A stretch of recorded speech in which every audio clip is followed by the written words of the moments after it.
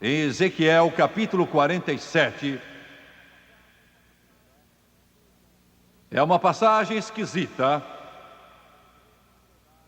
e ela diz respeito ao reino milenar que está para vir, os 1000 anos do reino de Cristo. Ela se refere também ao Espírito Santo que corre em nosso coração, e mediu mais outros 1000 e já era um rio. O salmista também diz: existe um rio. Era um rio que eu não podia atravessar porque as águas tinham crescido. Era um rio pelo qual não se podia passar. Na parte final do versículo 9 ele diz: e tudo viverá por onde quer que passe este rio. Quero que você veja o curso desse rio. Isso vai perturbá-lo. Eu já falei da origem, quero falar do curso desse rio. Vamos a Ezequiel, capítulo 47.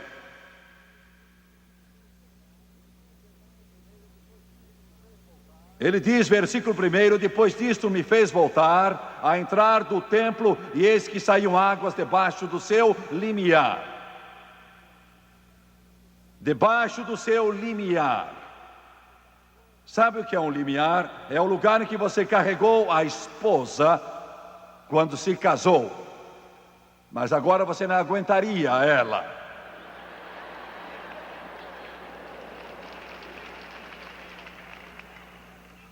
É verdade. O limiar fica aqui, junto ao chão.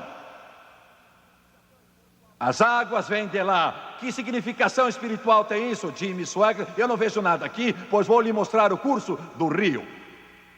O curso do rio vem do trono, debaixo do limiar. Você tem de se abaixar para isso. Está começando a ver? Tem de se abaixar para receber. Isso quebra orgulho e tira o velho eu carnal de você.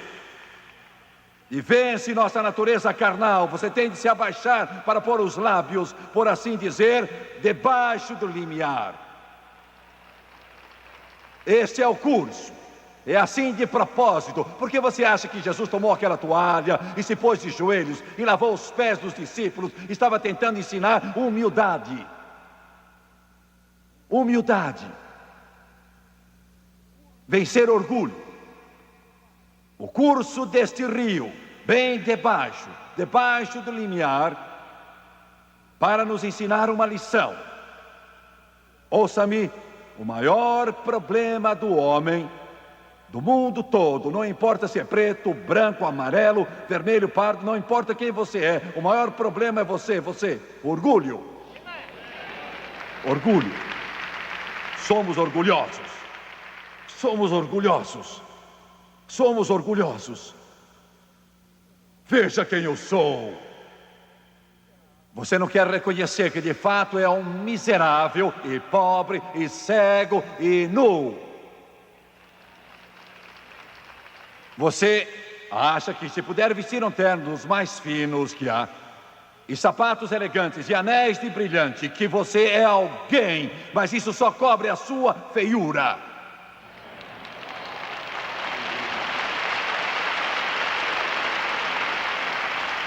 E o homem não quer um pecador que precisa de Deus, não pode salvar-se e vai para o inferno.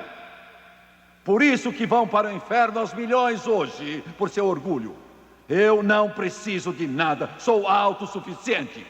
Mas em verdade você é pobre, cego, trôpego, vacilante, no rumo do inferno, incapaz de salvar-se. Só Jesus pode salvá-lo, e eu disse aquilo para dizer isso. O mesmo problema é o da igreja.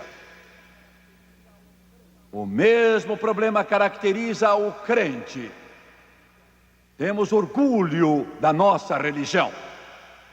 Há milhões que desejam o batismo no Espírito Santo, mas a razão que não tem, não o buscam e desejam muito, porque estão cansados dessa sua religião seca e morta. Você quer muito isso, você chega lá e liga a sua televisão, lágrimas correndo dos olhos, e seu coração está batendo fortemente, e você já começou a olhar para ver se alguém está olhando e diz aleluia, lá em sua própria casa, sozinho.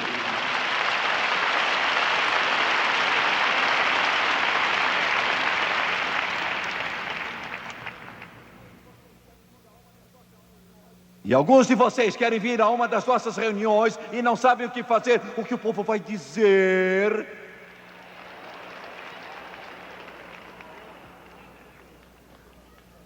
Mas você não vem e você não recebe por seu orgulho. Você tem de pôr-se de joelhos, espiritualmente falando, não física, mas espiritualmente, pôr os lábios no limiar para beber das águas. E você não quer dobrar os joelhos, engolir um cabo de vassoura. Porque se você for e se misturar com esses pentecostais, esses fanáticos, esses barulhentos,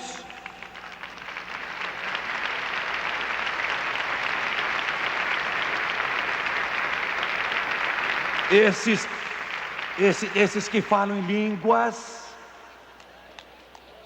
que ninguém pode entender, e eu me misturar com eles, eu não posso pensar nisso. Esses pobres.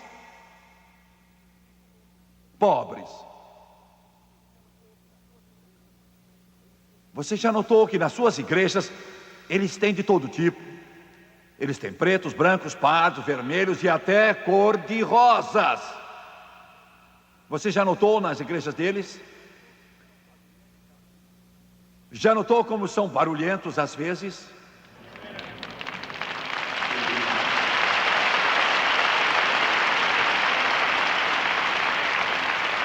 Por que você acha que Deus derramou seu Espírito naquele barracão velho na rua Azusa? Porque as catedrais não o quiseram, porque os seminários não o quiseram, porque os doutores em teologia não o quiseram. E então ele o derramou naquele velho barracão.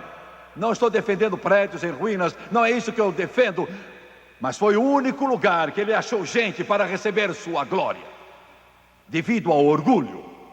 Orgulho, não quero isso, não vou me curvar. Você vai ter de se curvar para chegar até as águas do rio.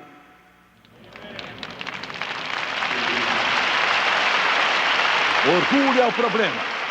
Orgulho pessoal e orgulho espiritual. E alguns de vocês, lá no fundo do coração, sabem que vão entrar nele. E sabem por que vão entrar nele? Porque uma vez que você viu o brilho da luz, nada mais satisfaz você. Aleluia. Glória. Nada.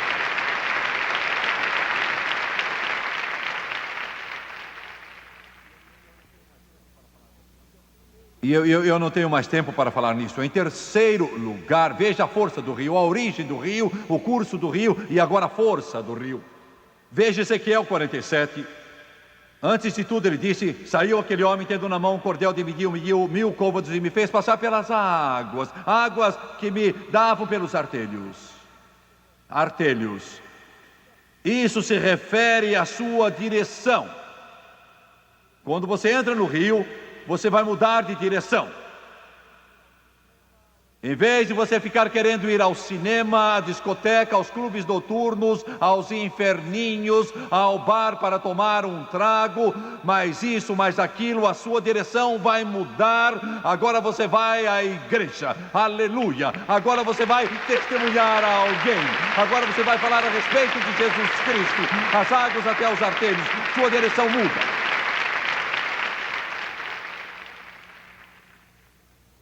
Depois ele me fez passar pelas águas e elas me davam pelos joelhos, força, oração. Antes de ser cheio do Espírito Santo, você não sabe orar. Não sabe o coração de fato é. Os joelhos têm a ver com a sua força. É a sua vida de oração. E de repente Jesus não só é um homem que viveu há 2000 anos, é um Deus que nos ouve. Você pede em nome de Jesus. Você já deve ter percebido, não importa o que eles são, batistas, metodistas, católicos, presbiterianos, Assembleia de Deus, não faz diferença o que são. Todos usam o nome de Jesus. Eles começam a usar o nome de Jesus onde quer que vão, em nome de Jesus Cristo. Isso caracteriza a força e o poder do Espírito. Sobe até os joelhos, no sentido espiritual. Águas até os joelhos. Depois diz até os lombos. Depois ele me fez atravessar. E então as águas davam pelos lombos. Este é o seu poder criativo. Você de fato começa a viver. O seu poder criativo está em seus lombos. Você fica cheio do Espírito Santo e tudo que toca, isso vive. Você testemunha ao seu vizinho do outro lado e ele aceita Jesus e a vida dele muda. Alguns estão aqui hoje que há 1 ano, 2 anos atrás nem sabiam o que isto era. Não tinham ouvido disso. E se alguém mencionasse, você ia pensar que essa turma de gente não era muito certa. Mas você ouviu a mensagem e ela entrou em seu coração. E agora de repente você está vivo. A vida não é mais só existir, você vive. Amigo, se você está no jogo e realmente quer sentir uma emoção profunda, deixe toda essa ilusão do pano verde e entregue o seu coração a Jesus e entre para a grande arena. Glória! Você que não pode passar sem um gole. Note estas palavras de Paulo: não vos embriagueis com vinho, mas enchei-vos do Espírito. O que quer dizer? Diz que quando você entra no rio e recebe o Espírito Santo, surge uma fonte perene de vida dentro de você. Glória a Deus, ó Senhor. Ele disse: era um rio que eu não podia passar. As águas haviam subido muito. Tenho de correr, o tempo está esgotando. Quando minha família começou na igreja, ela era como vocês. Os meus pais não gostavam desta gente barulhenta, sabem? Achavam que era loucura. Meus pais iam à Assembleia de Deus, foram salvos, mas não queriam nada com o Espírito Santo. Não queriam se envolver com isso. Um dia o evangelista veio pregar na igreja e ele ficou animado e dançou um pouquinho no Espírito lá em cima por uns 3 segundos e minha mãe ficou indignada. Isso é absurdo, ela disse. Na igreja, fazendo uma coisa dessas. Meu pai foi ao pastor e pediu que encerrasse as reuniões. O pastor disse: mas nós só estamos começando.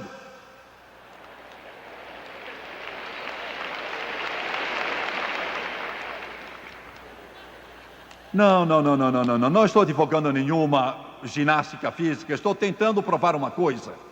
Mas naquelas reuniões, meu pai e minha mãe viram alguma coisa nesse pregador que eles não tinham. Isso fez surgir uma fome espiritual dentro deles. Eles viam que ele tinha algo que eles não tinham. E por essa época, minha avó, ela tinha um problema de orgulho também. Por falar em orgulho, ela era formada no assunto. Nunca vi minha avó em minha vida que não estivesse bem vestida. Ela está com Jesus agora, mas quando eu era menino, ela estava sempre muito bem vestida e arrumada, sempre mesmo. O chão da sua casa vivia brilhando como um espelho.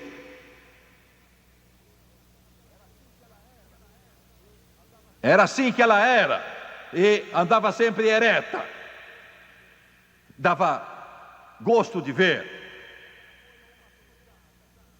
Mas ela foi a uma cruzada e cometeu o erro de chegar bem à beira desse rio e caiu dentro.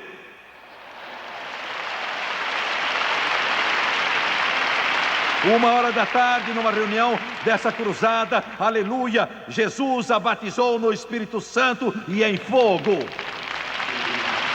com a evidência de falar em outras línguas. Minha avó fumou até que Jesus a encheu com o Espírito, nunca mais tocou em cigarro, nunca mais. E quando voltou para a casa dela, ela era uma mulher diferente, não era mais a mesma pessoa. Ela começou a falar com minha mãe e meu pai, e ela era mãe de meu pai, e ela dizia a ele: você não tem o Espírito Santo, seu problema é que você não tem o Espírito Santo. Meus pais ficavam zangados, ficavam tão bravos, os dois. Eu tinha muita sede disso, porque eu era um menino de 8 anos, mas quando ela começava a falar do Espírito Santo, meu caro, eu sentia uma coisa. Eu ia à casa dela 3 vezes ao dia, durante o verão, 3 vezes ao dia. Eu me sentava aos pés da minha avó e eu a chamava Nani. E eu dizia: Nani, diga-me como Jesus a encheu do Espírito Santo. E minha avó começava a me contar e eu ficava sentado lá esperando, porque eu sabia que quando ela chegava na parte em que ela começou a falar em línguas, todas as vezes a glória de Deus a atingia aí, e ela erguia os braços e começava a falar em línguas, e eu sentia algo dentro de mim.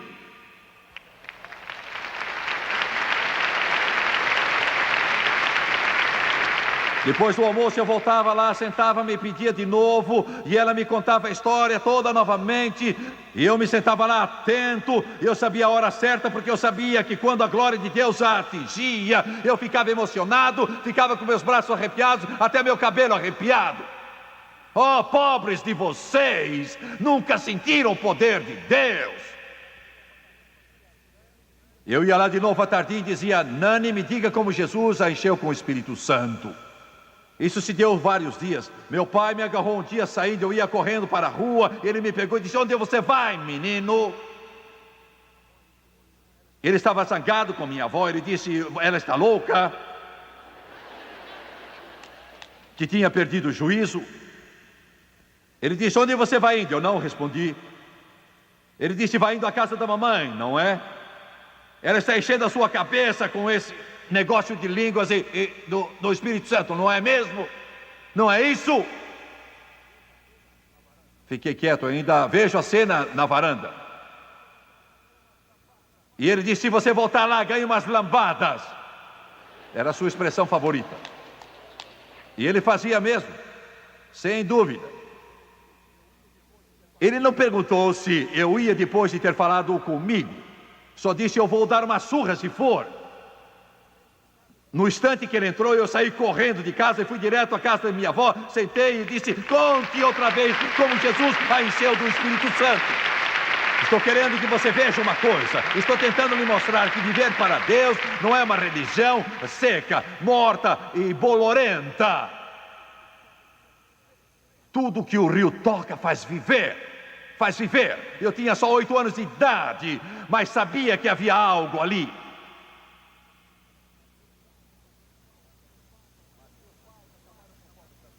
Mas meus pais acabaram com fome também. Não queriam admitir, mas estavam. Estavam com fome e com sede. Custou um pouco para minha mãe, afinal, se curvar e colocar os lábios no limiar. Custou um pouco para meu pai pôr os lábios debaixo do limiar. Nunca esqueci quando isso se deu. Eram umas 10 horas da manhã. Estavam tendo uma reunião de oração na igreja. Meus pais estavam tão famintos, eles estavam bem no meio daquilo agora.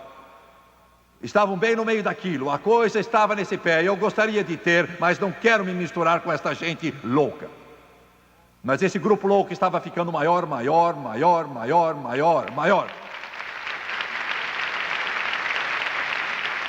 E o que eu vou lhe contar, você vai ter de compreender. Não quero nada mais, só que você entenda. Eram 10 horas da manhã, estava com amigos, estava com Jerry Lee Lewis, Meu primo em primeiro grau estava com o Davi, também meu primo, e com mais 2 meninos que não eram parentes. Eu tinha 8 anos, como já disse, e nós estávamos brincando num lugar, eu ainda vejo, não esquecerei, a quase uma quadra da igreja. Eu sabia que estavam tendo uma reunião de oração, eu sabia que meus pais estavam lá. Ouça com atenção. De repente eu vi alguém gritar. A uma quadra, meu amiguinho chamava-se Mac, e ele estava ao meu lado, ele tinha uns 10 anos. Mac parou e disse: você ouviu isso? Gerald Lee disse: que é isso? Eu sabia o que era, mas não sabia o que acontecera, não sabia o que estava se passando e estava todo envergonhado. Tinha 8 anos, estava envergonhado, muito envergonhado, envergonhado, até corado. Eu sabia quem era. Sabia que era minha mãe. Glória! E ela tinha se gloriado, ela tinha ridicularizado toda aquela gente que ficava erguendo a mão, gritando e cantando. Eu nunca vou fazer isso. Não diga a Deus que você não vai.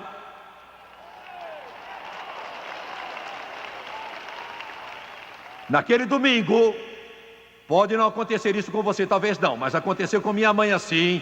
O evangelista estava pregando, pegou seu acordeão e começou. Não tínhamos nenhum grande órgão, nem piano de cauda, ou violões e bateria, instrumentos assim. Não tínhamos, era só um órgão velho, e havia só uma senhora que sabia tocar. Ela começou a tocar o órgão, e aquele povo ali, reunido naquela igreja, começou a cantar até amanhecer.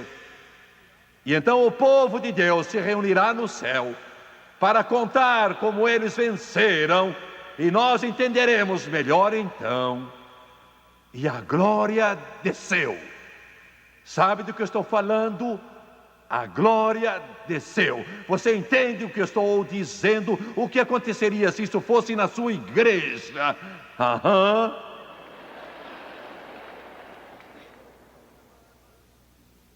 Minha mãe fez aquilo que ela disse que nunca faria. Ela tinha zombado daquele evangelista uns dias antes, quando ele dançou no espírito no púlpito. Ela zombou dele. Minha mãe dançou pela igreja do mesmo jeito que ele.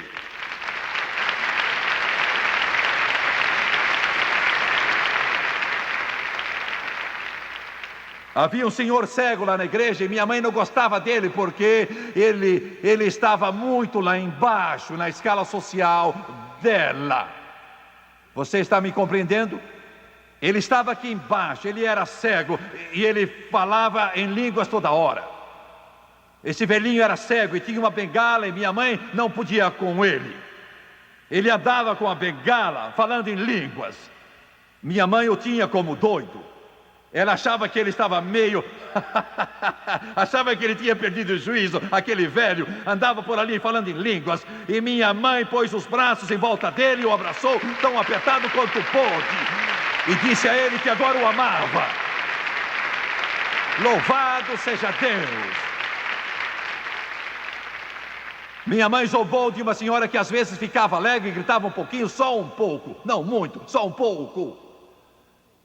Minha mãe sempre a criticava muito, e agora eu ouvia gritando de alegria a uma quadra da igreja.